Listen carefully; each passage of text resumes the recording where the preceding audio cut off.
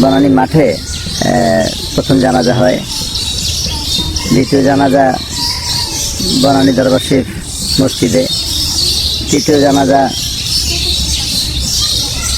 শহীদ মিনারে এবং সর্বশেষ জানাজা হয় এই যে এখানে দেখতে পাচ্ছেন এই জায়গাটায়, এই যে মাঠটার মধ্যে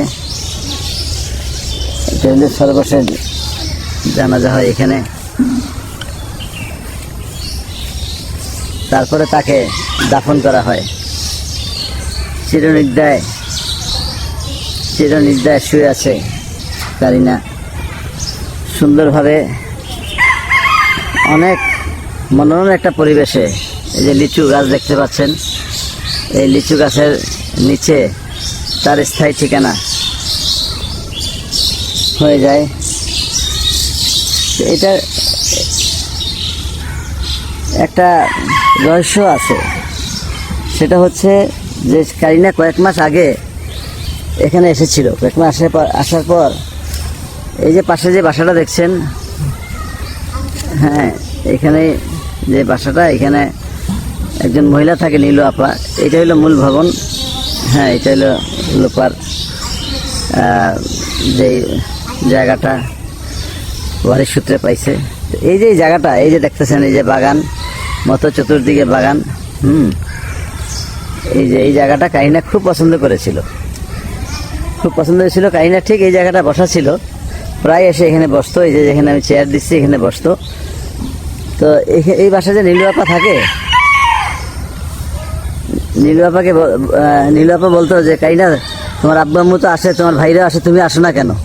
তো কারিনা বলছে যে আমি তো একটু ব্যস্ত থাকি আন্টি, আমি আসবো, এই জায়গাটা আমার অনেক ভালো লাগছে আন্টি। তখন বললো যে সত্যি তোমার এই জায়গা ভালো লাগছে? আমার তো বিশেষ করে না, এই জায়গা যে এত সুন্দর আমি আজকে বুঝতে পারছি। এখন আমি এখান থেকে রেগুলার আসবো, এত আসবো যে আপনি বিরক্ত হয়ে যাবেন। হ্যাঁ এই কথাটা কারিনা বলছে। এবং আমরা গত বছর এই যে এই জায়গাটায় একটা গান এবং নাচের, সে অনেক দুষ্টুমি করতো, সেই ভিডিওটা বানাইছি। তো এই কথাটা গিয়া সে তার আম্মুকে বলছে যে আম্মুকে নীলু আপা তার মানে আমার ওয়াইফকে বলছে যে কারিনার এই জায়গাটা অনেক ভালো লাগছে। তো বললো যে ভালো লাগছে যখন, তাকে এই জায়গাটা আমি রেজিস্ট্রি করে দিব, একদম স্থায়ী রেজিস্ট্রি করে দিব, বাড়ির শুধু তাকে রেজিস্ট্রি করে দিব, কিন্তু সে যদি রেগুলার আসে রেজিস্ট্রি করে দেব। এই কথাটা বলা পরে সেই কারিনা সেই আন্টি গিয়া তাকে বলে যে তোমার আম্মাকে বলছিলাম, তোমার আম্মা বলছে এই যে জায়গাটা আছে এই জায়গাটা স্থায়ীভাবে তোমাকে দিয়ে দিবে, রেজিস্ট্রি করে দিয়ে দিবে। কিন্তু ভাগ্য যে রেজিস্ট্রি করা লাগে নাই, কারিনা স্থায়ী ঠিকানা যে এটা হয়ে যাবে, এটা আমরা কেউ কল্পনা করতে পারিনি। যে তার আম্মা এই জায়গাটা দিতে চাইছিল তাকে রেজিস্ট্রি করে স্থায়ী। যে কারিনার নানু, আপনি কিছু স্মৃতিচারণ করেন। আপনার কারিনা আপনাকে তো অনেক বিরক্ত করতো, কিন্তু এখন তো আর কেউ করবে না। এটা বলছি কারিনা হয়ে রয়েছে।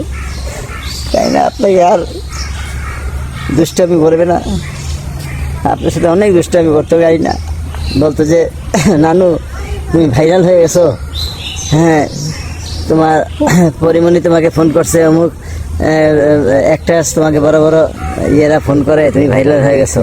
কিন্তু এখন দেখতেছি কারিনা তো নিজেই ভাইরাল ছিল। হ্যাঁ আসলে